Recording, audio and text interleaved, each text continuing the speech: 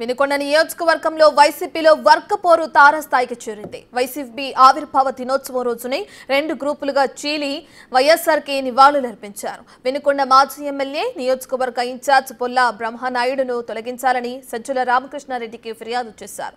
బొల్లాను మార్చకపోతే పార్టీకి సహకరించబోమని తేల్చి చెప్పారు.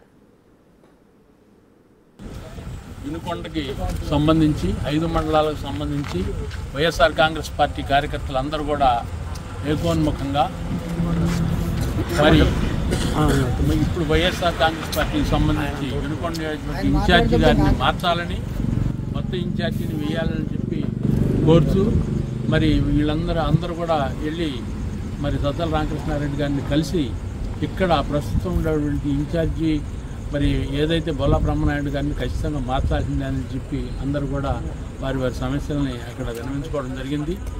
అధిష్టాన వర్గం కూడా బాగా సానుకూలంగా స్పందించారు.